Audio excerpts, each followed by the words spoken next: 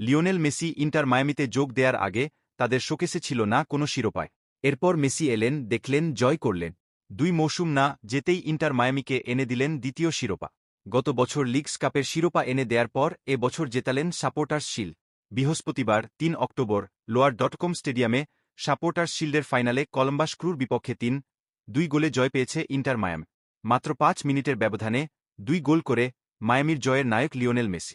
বাকি গোলটি করেন লুইস সুয়ারেজ। স্বাগতিক কলম্বাস ক্রুর পক্ষে দিয়েগো রসি এবং চুচো হার্নান্দেজ 2টি গোল শোধ করে। এদিন 23টি মিনিটে লাল কার্ড দেখে মাঠ ছাড়েন ক্রুর রুডি কামাজ। এটি মেসির ক্যারিয়ারের 46তম শিরোপা। ঘরের মাঠে বলের দখলে পিছিয়ে থাকলেও শট নেয়ায় এগিয়ে ছিল কলম্বাস ক্রু। মোট 9টি শট নিয়ে 6টি লক্ষ্যে রেখেছিল তারা। বিপরীতে মায়ামির 6টি শটের 4টি লক্ষ্যে ছিল। 34 মিনিটে প্রথম ভালো সুযোগটা পায় ক্রু। ক্রিস্টিয়ান রামিরেজের শট অল্পের জন্য লক্ষ্যভ্রষ্ট হয়। 44 মিনিটে এক প্রচেষ্টায় মায়ামির ডিবক্সের সামনে